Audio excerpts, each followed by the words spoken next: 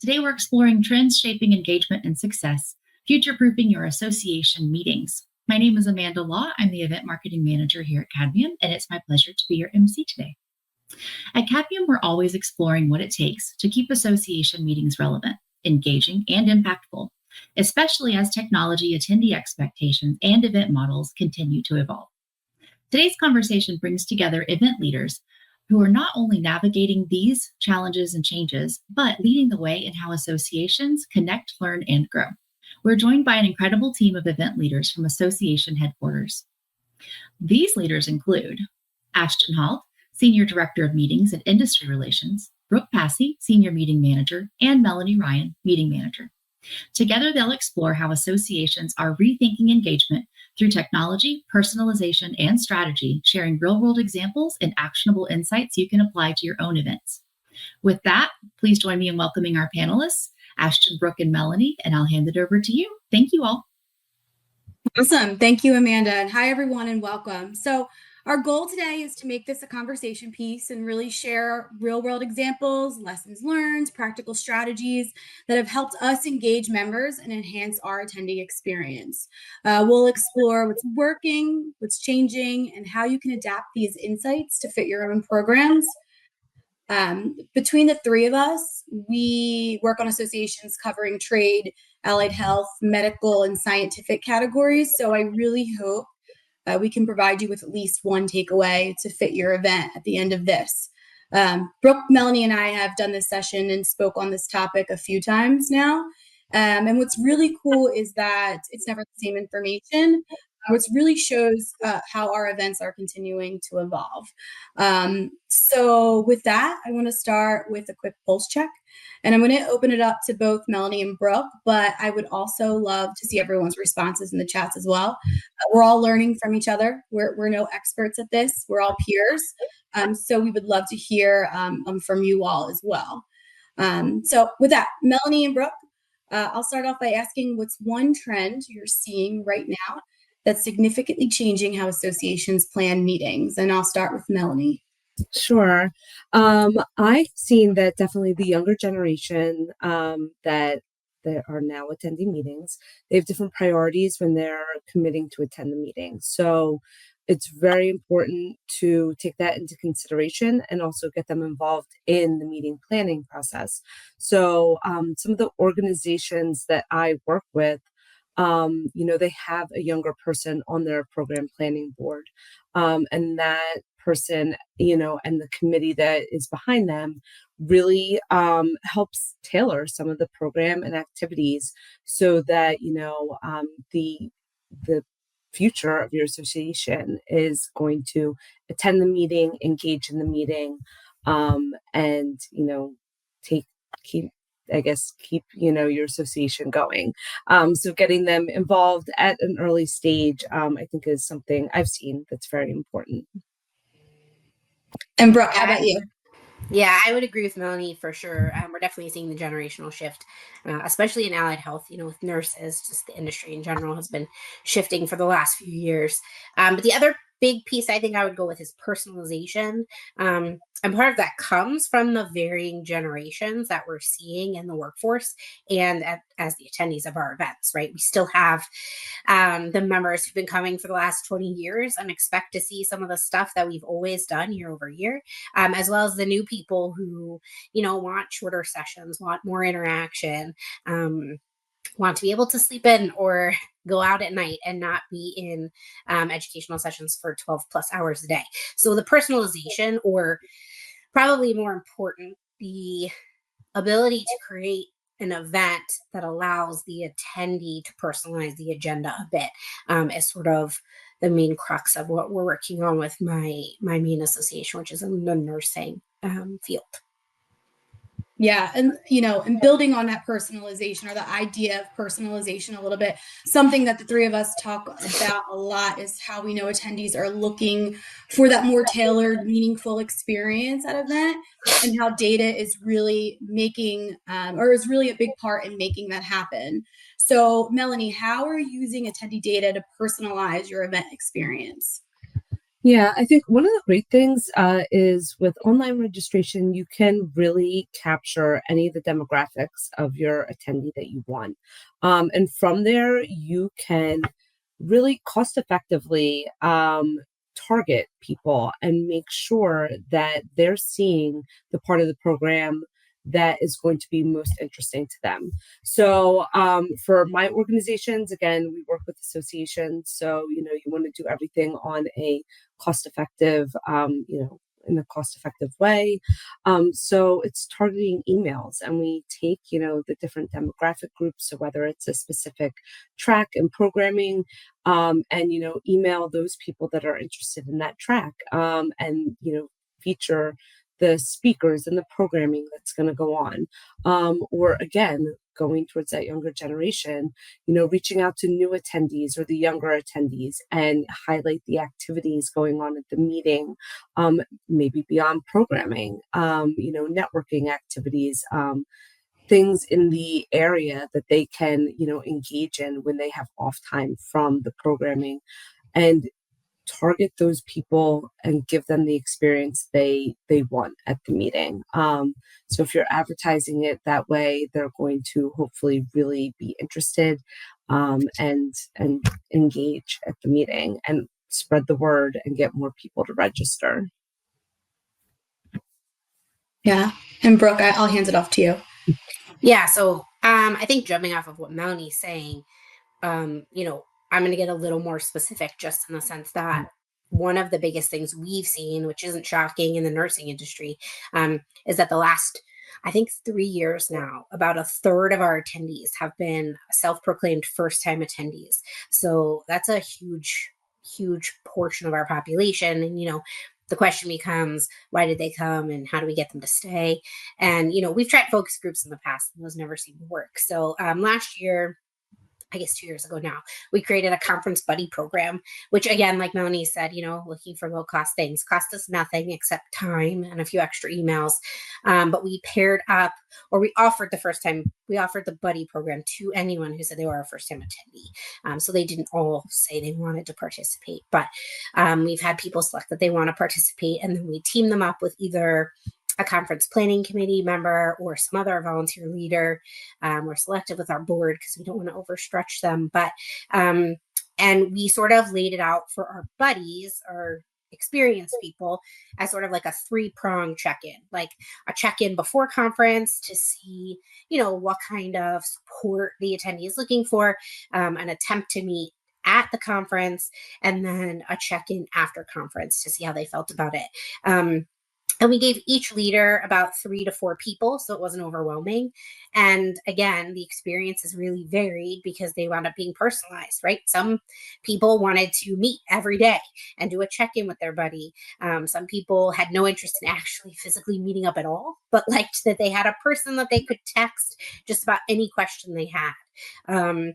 And then in some cases, we found that even the buddies, the first time attendees, would wind up forming their own little group and doing some things together if they weren't traveling with other, coworkers or friends. So it's helped us really sort of target the data, using the data to target those first time attendees, a sort of very specialized group, but then also sort of continuing the thread of us talking about personalization, allowing both the first time attendee and the experienced buddy to sort of create whatever kind of relationship or experience that they're looking for, while laying out some parameters, but not really making it, too strict. And we've had really, really good feedback. This calendar year was our second year doing it. And we just got some really good feedback from both the first time attendees and from our leaders. Some of our leaders were really happy they participated and, have stayed in touch with their first time buddies from the previous years and things like that. So it's been really nice. And we've made it a point to, in our opening session, where our conference planning chair and our president typically acknowledge, leadership and give out awards and things like that. And at the very end of that opening session, now they've included where they sort of ask all of the first time attendees to stand and ask everybody to sort of take a look about who's around them and introduce themselves to that person before they leave. And so I think we've just worked really hard to take that tiny piece of data that you're a first time attendee, and try to make them feel welcome in a way where We sort of make them stand out, but we don't force them to stand out too much if they don't want to. And it's worked out really well for us. Yeah, and I think, one thing that Melanie brought up was the budget, right? And a lot of times we circle back and we're like, okay, how do we do all this personalization if I have no money and I can't add any more money to my budget? And it goes back to, for associations, we don't always have the budget or scale of large corporate events, but that doesn't mean that we can't personalize, right? So for us, for my client, which is a trade association, we've used simple data points like previous event attendance, topic preferences from surveys, and we've even kind of brought it back to meal and accessibility requests to make sure that every attendee feels considered. So, for example, we've tailored welcome messages. We've spotlighted relevant sessions in the app. We've designed networking events that reflect our attendees' mix of experience levels. And I think, one thing that's always important to remember is that personalization doesn't have to be flashy, right? It just has to make people feel that the event was built with them in mind. And that kind of goes back to humanizing the attendee experience and not just automating it, and that it shows that our data was used with intention. And I think that's huge. We don't realize how much of a factor that plays. So with that, let's talk a little bit about attendee mindset for a moment. We know that today's members are busier than ever. And when they do commit to attending an event, they want it to be worth their time. So with so many choices available, how can planners better meet the expectation of those time-starved and experience-hungry attendees? And I'll start with you, Brooke. Yeah. So, I mean, the biggest thing for us, as I sort of spoke about already in the nursing industry too, is just that like large range of people. And, one of the things too, nobody wants to talk about the pandemic anymore, but it really shifted a lot of things. And the difference between the shift of the pandemic, along with, again, especially in healthcare, right? Especially in nursing, the shift of our attendees, and truthfully, the shift of the entire population. But the younger attendees, they don't want to come to conference and sit in sessions for 15 hours. They don't want to be in a 7 o'clock session and then in a 7 p.m. session. We used to be very much education, credits. And that's all still very true. But now there's so much online. I mean, look at us right now doing an online webinar. And so between the accessibility of education post-pandemic and the work-life balance focus that has really come out again of the pandemic and the generational shift, the younger generation, they also don't want to leave their families for 6 nights or something crazy. We sat down one day and we realized, like, if you really wanted to come to everything our group does, pre-event, during the event, post-event, it was like 5 or 6 nights. And as a mom to young kids, I'm like, that's huge. And it was just sort of what we've always done. So in the last few years, we've reduced our conference to 3 full days. And they are full days. They go from 7 a.m. They do start at 7 a.m., which again, in the nursing field, I'm told is very typical. They're always up early. They're always early to the 7 a.m. sessions. But then they want to be done before dinner or by dinner. And so we've made it a point to sort of do like 7 to 4-ish every day. And it's only 3 days. There's really nothing pre-event unless you're doing some sort of additional volunteer work. There's nothing post-event. And then within those days, like I said, we've also varied up a couple of other things too for you to sort of pick and choose your adventure, I guess. We now have, one of our concurrent session rooms is always set in rounds. It's something really simple. It doesn't cost any different. It's still a room setup. But we used to always have like one concurrent session room where it was like, the session that we know is going to get the least attended, but it was still set in this like huge theater position. And unfortunately, it would always feel kind of sad. I think, at least to me as a planner, if you walked into that room and it looked mostly empty. And one of the things we hear again a lot from the younger generation is that they want the interaction. They also want networking, but they don't want you to create a networking event because that's terrible.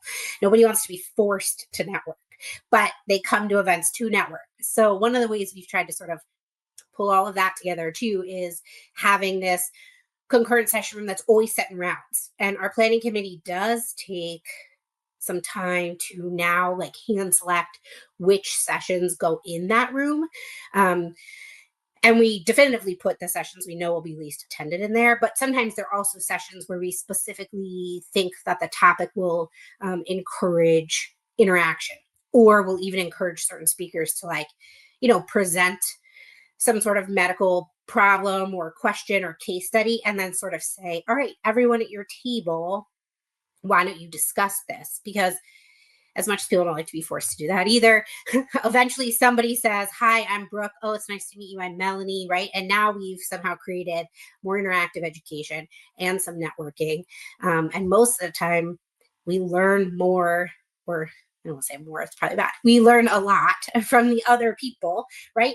Who are doing the same thing as us day over day in those sorts of settings. So being able to sort of take interaction and work-life balance, and a little bit of choose your own adventure. I think, we've done what logistically has seemed relatively small and definitively not more expensive. And we've gotten a lot of feedback about how just cutting a half a day from our event has made it feel compact and full and fresh and whatever. And being able to interact has sparked a lot of good feedback from both attendees and truthfully from speakers. I mean, I think these days there's very few speakers who want to stand by themselves on a stage for 60 minutes and talk. So that's been pretty cool too. And we'll get, I think Ashton will pose us another question in a little bit that talks about some technology. And so I'll talk about some of our polling software that we've been using. But I know, trying to get, again, both the attendee and the speaker to just be more interactive intentionally has made a big difference for us. And how about you, Melanie? Done in your program, like, it's just fabulous. So I think with my organizations, we've tried to build in certain things that are very similar to Brooke. So it's while I say, like, you want to create experiences and you do want to have those formalized networking, opportunities. And I'll speak a little to that too, but you want the informal ones as well. So my organization implemented new awards, and the awards allowed for, instead of just having the elite, like one or two awards be given, that more people get the award, but also the voting is interactive from the other attendees and from their peers, not just from this, invisible committee behind the curtain. And I think that has allowed for a lot of interaction. So we do it in our poster hall. Any of the posters that are to be considered for this award have a special QR code on them. And people can go around and scan and vote for those posters. But also, while they're doing that, of course, our poster presenters are standing there, and it allows for more interaction and networking there. So, sometimes in the poster hall, people are just kind of, standing there, and they want people to come up and ask them about their research. And it's sometimes hard to get people there. So this, I think, adding the interactive voting and putting it on the attendees does lead them to kind of go in, engage a little bit more. And all of a sudden, your poster session becomes like a really big chat fest, which is awesome. But there's still also, I think, formalized networking and experiences that can be incorporated in the program, that will allow attendees to get that one-on-one time with other colleagues.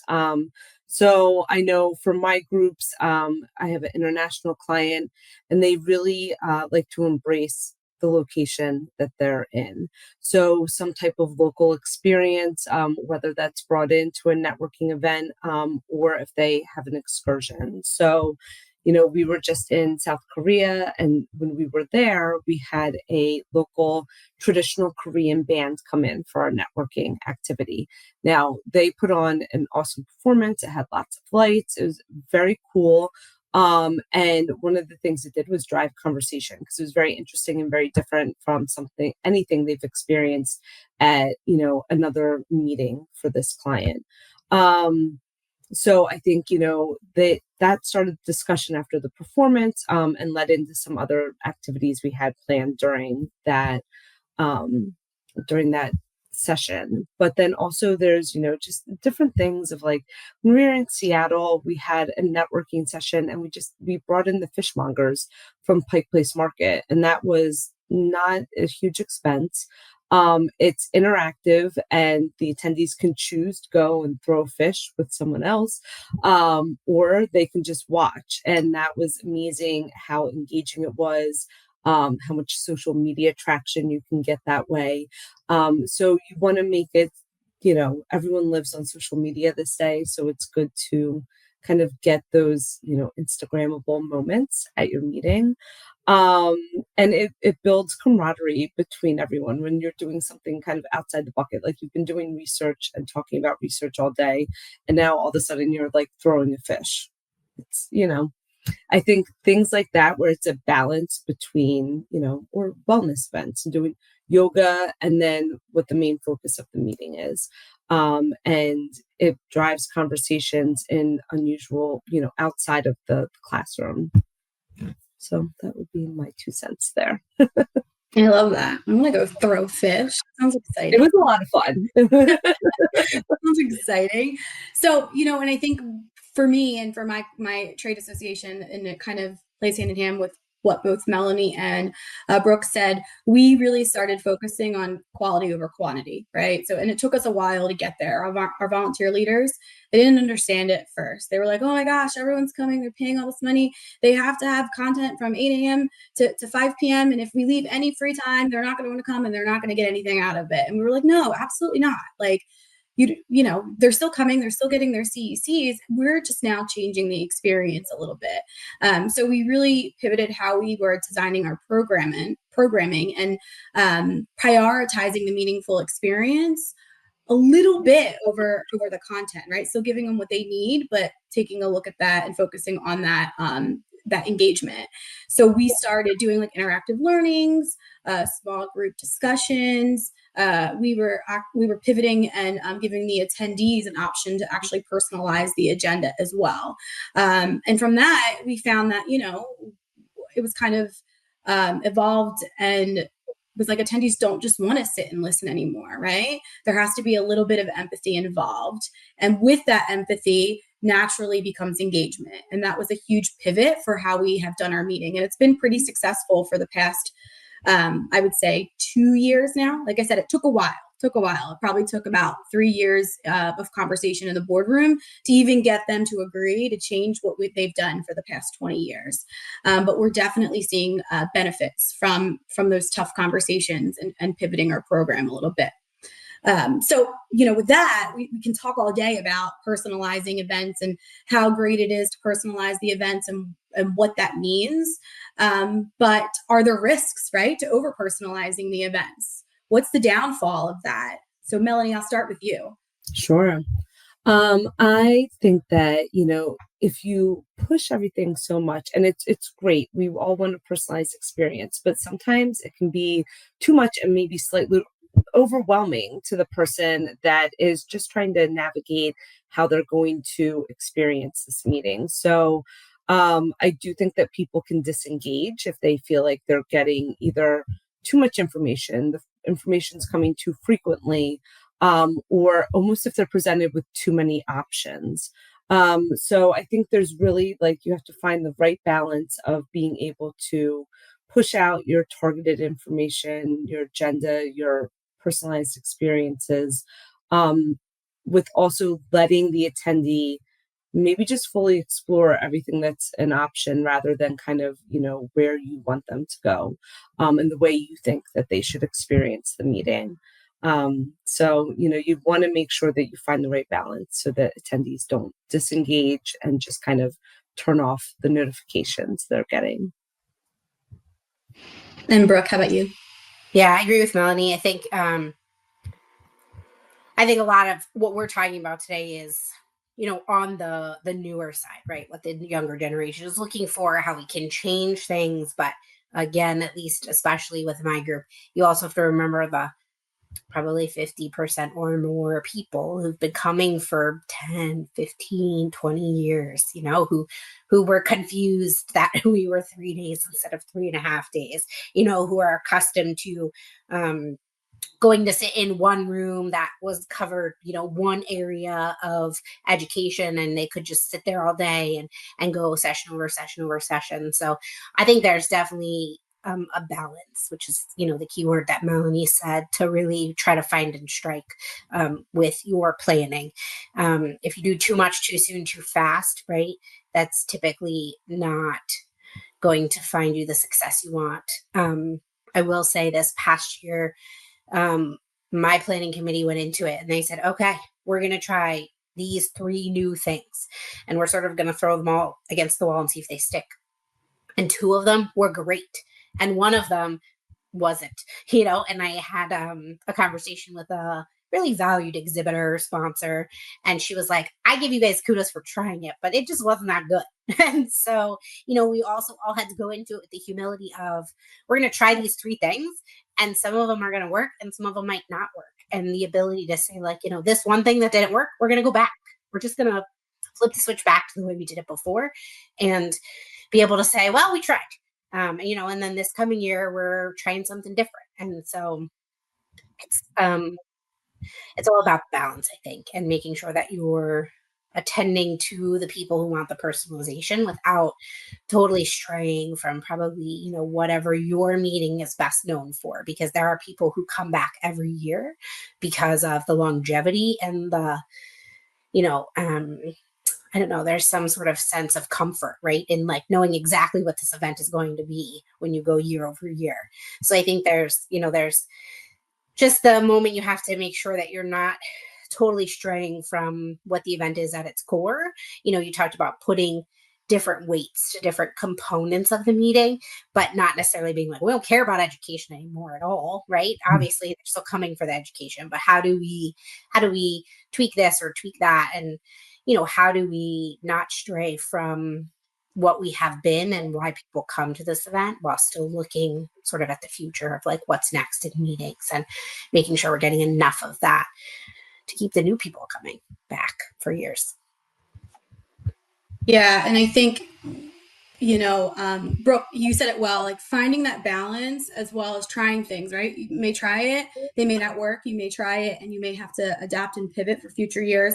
I'll tell you, my trade association is 98% males. That's my attendees, 98% males. And we were seeing that and hearing that females wanted to attend our events. They just didn't feel that it was their place. They didn't feel that they fit in the industry. There was a lot of conversation around it. So we did try, we still continue it. We started a women's meetup for our event, and it was great. It was great. Once we started incorporating that, we had more females start to attend our events. But, kind of the caveat to that is we started also recognizing that they were walking around in silos, right? Like they still weren't kind of engaging as a whole group.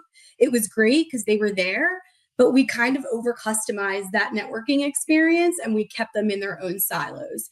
So now we were kind of like, oh gosh, now they're missing out on this unexpected, connection or these ideas or these conversations, right? So then how do we pivot and incorporate that experience and those networking experiences to kind of mold everyone together and mesh everyone together? And that's still kind of a conversation that's evolving within us, because as we continue to try new things, we are still continuing to see those little silos throughout our industry, not just with our meeting, but throughout the industry of my association. So again, it's kind of just evolving, trying new things, not to be afraid to try new things as well. And sometimes we have to risk that and keep that all in mind as we plan our events. So I know we touched on a lot, and I kind of want to pivot to technology and hybrid event design. We all know virtual platforms have been a game changer. There's a whole world of technology out there that's helping make events smoother, more engaging. So let's kind of talk about what technologies beyond virtual platforms you're excited about for enhancing engagement and efficiency. And I'll start with you, Brooke. Yeah, so I hinted at this before, and it's not new, right? Like polling is not new, but we've started to use Slido, which again, also not new. A lot of people have been using it, but we have a really robust virtual program, which Ashton's going to call on me to talk about a little bit more soon. But so our annual conference is hybrid. It can be hybrid. It is definitively a live conference that we also stream select sessions from the event. And we've done all different versions of hybrid. But one of the things that's always been really important to me is to try to integrate the two audiences a bit more. We've actually been streaming content since 2013. Back then, if you were a virtual attendee, you were like a fly on the wall, right? It was just you happened to get the chance to be able to see into what was happening at our live event. And then obviously COVID changed all of that. Most of us, hopefully, maybe, probably went 100% virtual for at least a year. And then, what happened on the flip side? My nursing group is probably one of the ones that has continued that virtual experience pretty heavily post COVID. And, again, trying to strike a balance between, why should people come versus stay at home if you give them everything and things like that. So anyway, that was a lot of backstory to say that. One of the pieces of technology that I really embraced over the last couple of years and really like is Slido. And that's simply because it can get integrated into my event mobile app, which every event has and every in-person attendee can use. It also gets integrated really easy into our virtual streaming player. So, we talked about the virtual platform and they all have different capabilities and things like that too. But Slido can typically integrate into a lot of different things. So this way you have the virtual audience and the in-person audience answering the same polling questions in real time, and sometimes even interacting with each other, allowing a speaker, if they're up for the challenge, to be able to take questions from both the virtual audience and the in-person audience. Really skilled ones will try to sort of pepper the two in between each other. And it's just, again, a tiny, pretty cost efficient piece of technology that's not that cutting edge, but has allowed us to sort of bring the two audiences together when talking about interactive education. Yeah, that's fantastic. How about you, Melanie?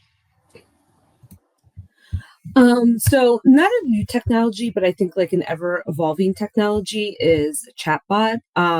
Especially, you see all the development with AI these days. So I think it even just in our houses, how we use Alexa.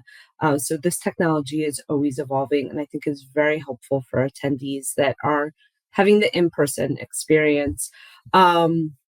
It's valuable, I found with international clients, sometimes if there's a language barrier and they are a little bit nervous to go to registration and ask questions, or go to the help desk and ask questions. This is, just a technology that they are texting or can talk to, at your meeting. I've also found that it's easy to set up. You set up your FAQs and the technology has come along that it learns and it tells you like, okay, your attendees are all asking about this, but I don't have the clear-cut answer. So you can keep adjusting it throughout your event so that you're adjusting it to your attendees' needs. So I think that it's kind of a simpler technology to build into your program, or into your logistics for your meeting, and really help attendees navigate the meeting, the programming, the local area, everything around them that they're,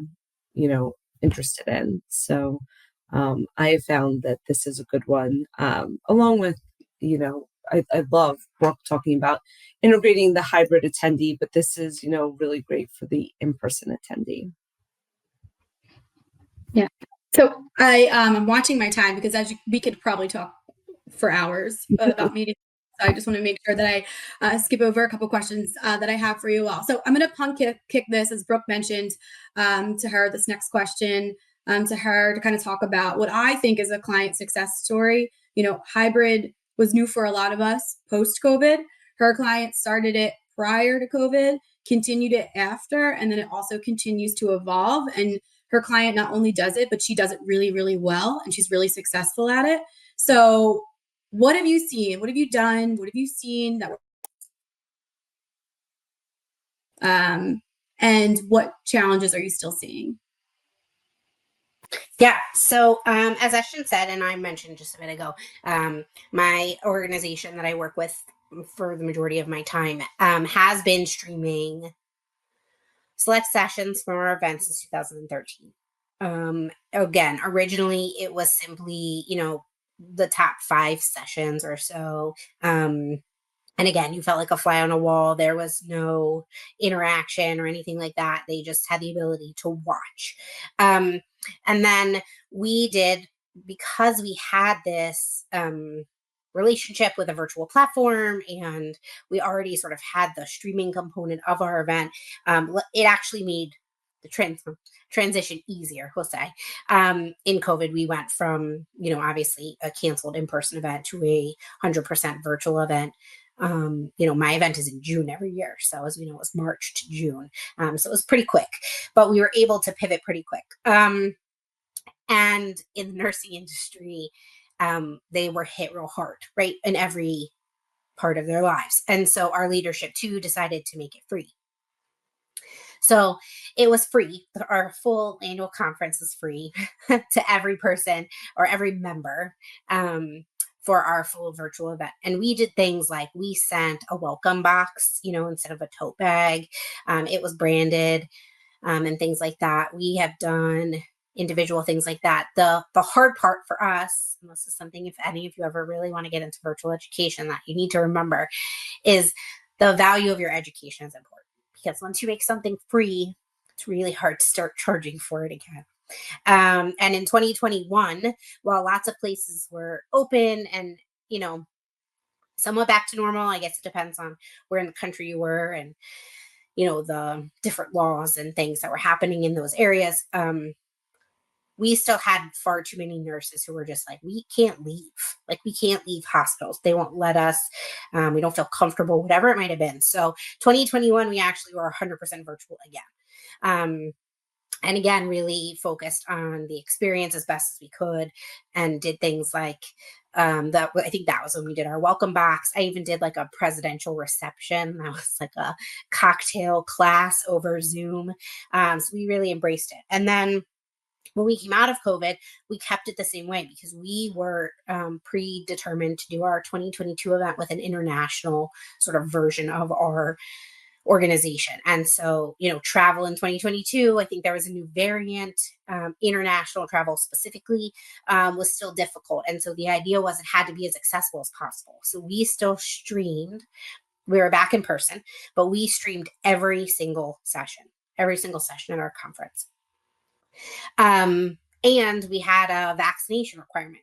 So the other thing we did too, you gotta watch what you say, is we said, if you don't feel good, don't come, right? Like if you're registered for this conference and you don't feel good, don't come to this huge general session room full of 1,000 people, stay in your hotel room, because the great news is you can stream it right from there.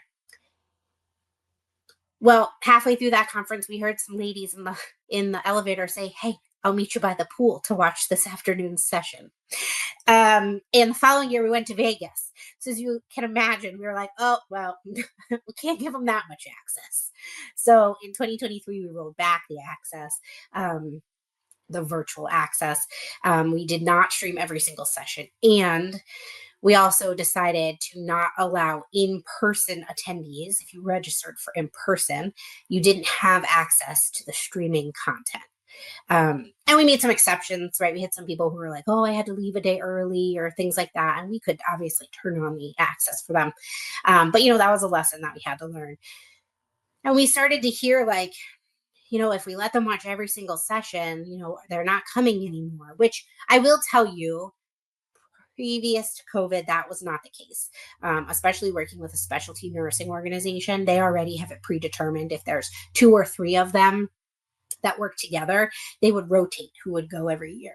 I will tell you that post-pandemic, people who don't want to leave their house or their families for 4 days, we are seeing it more and more, depending on what I'll gently call the attractiveness of the city. We see a small portion of our attendance sway between in-person and virtual. But the cool part is like now we can sort of plan for that, right? Because I also hear it has to be affordable, but it has to be a destination I want to go to. So we tend to sort of alternate a little bit, and I'll see the in-person number and the virtual number fluctuate, and we're talking like 100 to 150 people. But sometimes I can tell if it's not as desirable of a city, we might see more attendees virtually. And when it's a more desirable city, we might see some of those attendees come in person. But it's been an interesting evolution for sure. On the flip side, we have the virtual attendees who are like, why don't I get a tote bag? I pay the same price as the in-person attendees. So like I said, you got to watch what you do, between giving things away for free and shipping things out. But we really try to sort of express the difference between the two experiences and explain, why you should pick. And it shouldn't just be hopefully based on the money, but sometimes it is. Sometimes it's based on the money. Sometimes it's based on the time you can get off of work. Sometimes it's based on if you want to go to that city or not. But you also do not get the same networking, right? You do not get the same experience of coming together as a community and things like that. So we've worked really hard at sort of delineating between the two attendee types while also trying to make them seem somewhat cohesive and things like that. So it's definitely an interesting experience. But in addition to that, my organization created 2 single-day virtual events in the middle of COVID, and they both take place in the fall, and those are now going 5 and 3 years strong with seeing thousands of people register. So we are nowhere near abandoning the virtual education component. I am all about, if you're going to do virtual education, it should be live like this. You can always post it for other people to watch later, but I think there's a whole different energy. Even if I'm just sitting here staring at my computer screen and I can't see all of you who are watching it, I have a whole different energy talking to you, knowing that you're there, than if someone were to be like, hey, can you pre-record this content for me? So I will always push that live component of virtual education, and sort of trying to bring the virtual audience and the in-person audience together as much as I can. That's fantastic. I love to hear that story because I continue to call it a success story. Kudos to you and your team. You've done it. You do it well. We actually have another client that pivoted to, and I say we, association headquarters is another client that pivoted to the virtual component once COVID happened, and they've actually never gone back. It's been so successful. So I will stick to it, and by saying if you do it right, it'll work. You just have to figure out what right is for your association, as Brooke is in the process of doing. So it's fantastic.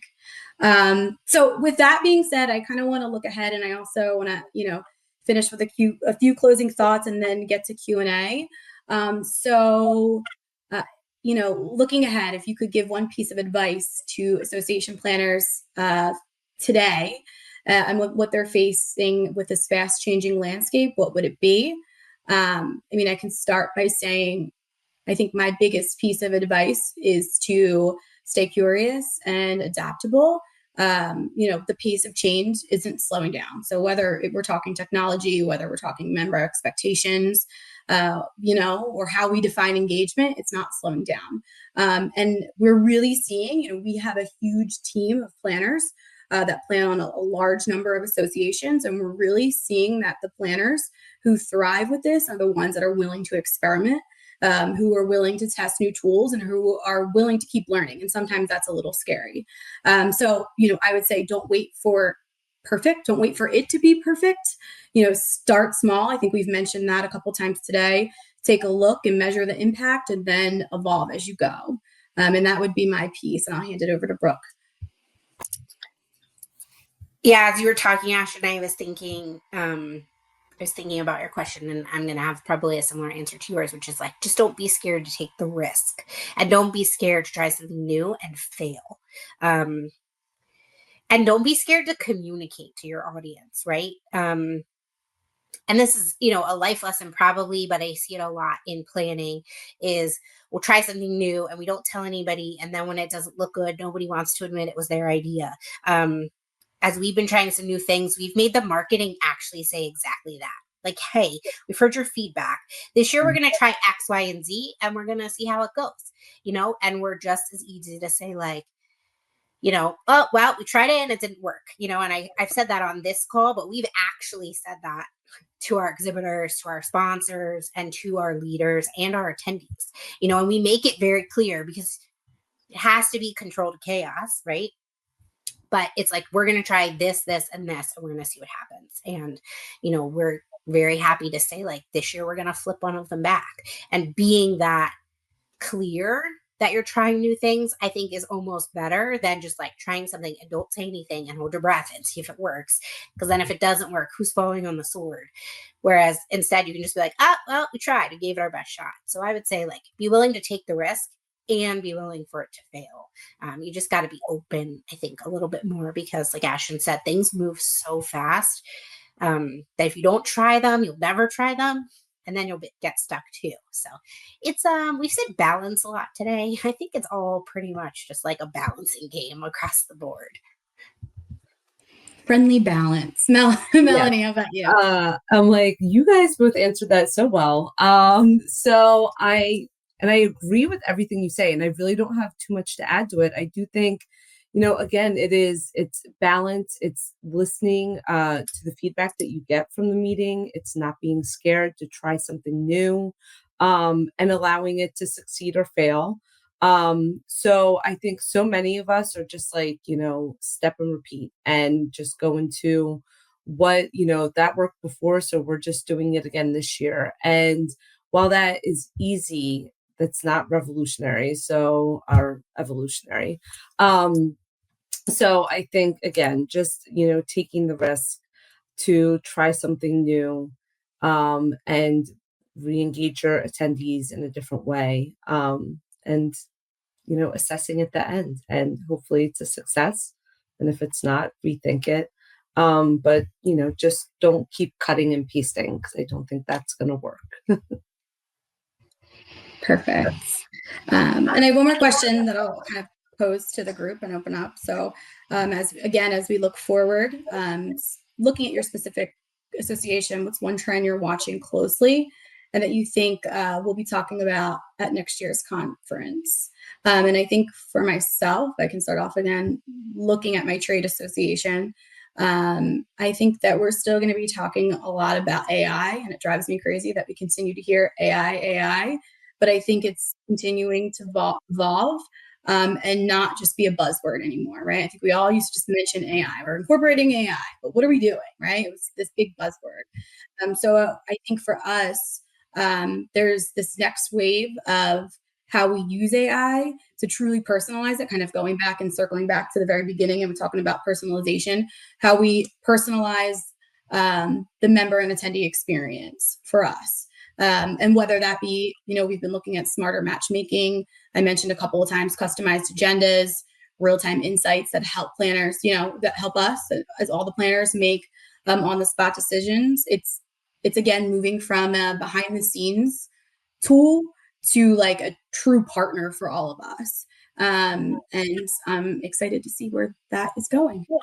And I'll turn it to you, Melanie. So I think that, just continuing to engage. I'm the person that's like speaking for all the young people, even though I'm not a young person. But continuing to engage the younger people in your association, that is never a trend. That's really not a trend. It's just something that you need to do because they are going to be in tune to the trends. So I think engaging the young people on your committees, making sure that they're incorporated in the planning process, and that their feedback is heard is essential to continuing to evolve your meeting. Absolutely. And Brooke, close us out. What do you got? I think in this particular situation, I'm going to have the least sexy answer, right? I'm not even going to talk about technology at all. I'm going to say food and beverage. One of the things that I didn't touch on that I often do, as Ashton said, since we've done this talk a couple of times, even though it's different every time, is food and beverage. I mean, we all know everything is getting more expensive. And some of my colleagues at association headquarters die when they hear how much we feed the nurses. And over the last few years, we've just sort of noticed that there are places where we're scared to not feed them the same way we've always done it because there's this expectation. And at the same time, we've noticed they're not consuming it the way that they used to, right? When I first started, we had the coffee breaks in the morning, and then in the afternoon, you would get like lemonade and cookies. I don't want to touch you about how much it costs to feed people lemonade and cookies in Orlando, or in New York City, but it is not cheap, and it's become a very easy decision for us to say, like, we don't need to do this anymore, because 9 times out of 10, Ashton doesn't want a lemonade. Ashton wants a, double tall vanilla skinny latte at 3 o'clock in the afternoon. And Melanie wants a Diet Coke. And there's no break that I'm going to provide that will give them that. So we're paying more attention to like what access do our attendees have to food and beverage, and what food and beverage should we be providing them? Because as we've all discussed, and we didn't talk about this at all, which is why it feels like a weird answer, but it's just what came to me when you were asking. Is I think we got to keep talking about food and beverage, and not just about how much people want to charge us for coffee, but, what are people actually consuming, right? There's the trend of eating healthier. Also, Lord knows you sit in a room for 12 hours. That cookie's delicious, but it's surely not helping you or your brain power or your body at all. And again, it doesn't mean we need to start providing protein bars either, but it just is sort of this like going back to customization and personalization. We got really accustomed to food and beverage based on what we've always done. It's one of those places we don't look at unless we're trying to cut back, right? Where can we cut expenses? So let's look at food and beverage. Well, what if you look at it strategically, right? Like, what do they actually eat? What do they not eat? Why am I giving them a carving station when they're all going out to dinner after this reception, right? What else can I be doing that does cut costs, but also strategically helps the needs and the wants of the younger generation? The fact that this is supposed to be a networking event and you can't carry a piece of steak and a glass of wine and a cupcake at the same time, right? So we've really noticed that we can sort of scale back on food and beverage and still accommodate our people and make them feel taken care of. But I think that's an evolving conversation based on imports and exports of food, expenses of places and what they're charging us for food and beverage, as well as the actual strategic decision of what are they eating? Why are they eating it? Do they need it now? When do they need it? So sometimes we spend more money on water stations at this point than we do on food. So I just think that's something we haven't really touched on at all today. It's very unsexy when we're talking about the future of meetings, but I think it plays a role somewhere in there. No, I think that's absolutely perfect. I was like, that's fantastic way to close it out. I didn't even think that way. So that concludes our conversation. I'll say, I hope that everyone was able to take something away from what we spoke about today. As you could tell, we could probably go on and on and on and on. When we gave this last in person, we just had to like stop, cut it in the middle of it because there was no speaker timer, and we just all continued to talk and talk and talk. So yeah, I think I'll open it up to, or give it back to Amanda and see if anyone has any other questions. Thanks, everyone. Oh my goodness. This is like the best 50 minutes ever. I have so many questions and so many comments, but I'm not going to because I want to be able to get to our Q&A from the attendees. So thank you to those of you who submitted questions. I'll start with the first question. How do I get my board on board with actively bringing on younger attendees? That's a hard one. I'll jump right in. Because I mean, I think we're all at that place, right? But like the average nurse is not young. Just be real. It's real hard. It's real hard. And depending on the makeup of your board, it's real hard to get one on and then have that one feel like they can speak at all, right? Because now you have, I have had younger leaders look at us at like a strategic planning meeting and they're like, I can't even believe that I'm in the room with some of these people, right? The editor of our journal and the author of our core curriculum textbooks. And so I think it's bigger than that, right? I think it's not just about how do you get them there, but how do you make them feel welcome? And I think you just got to have we're having some really serious conversations that are just like, listen, you are not going to be here forever.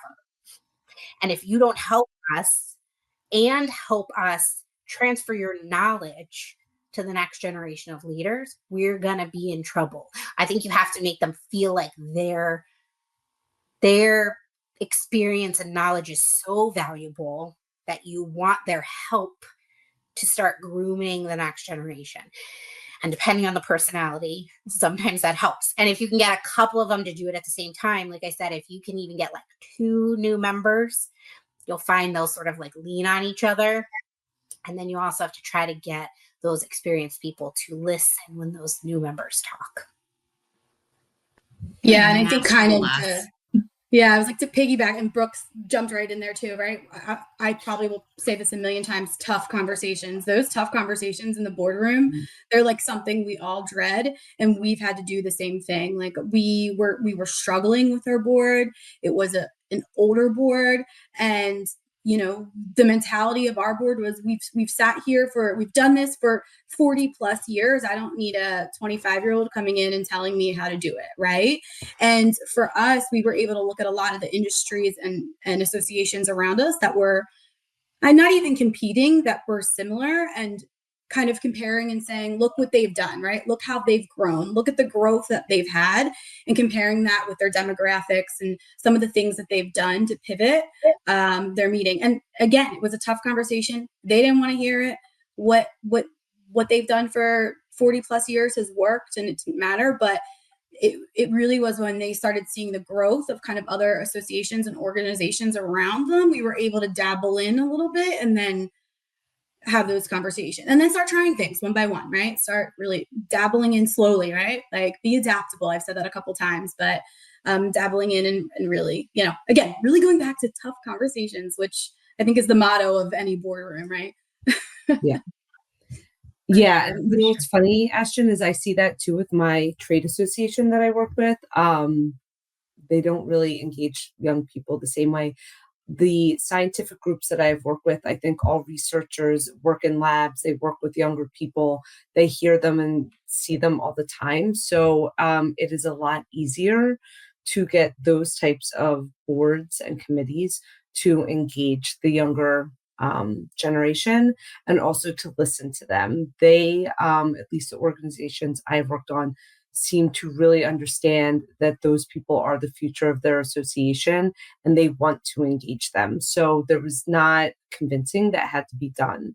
However, with the trade association, same as Ashton's, they're like, well, this is just how we do it. And this is how we've done it for, the past 40 years. So we don't we don't need to do anything else.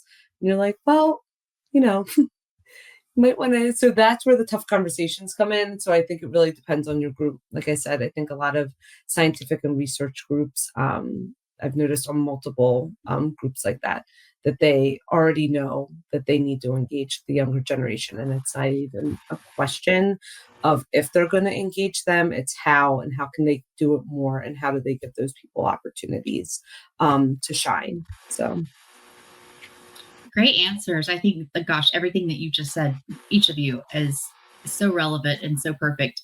Um, we have time for, I think, maybe one more question, and then we will go ahead and wrap up.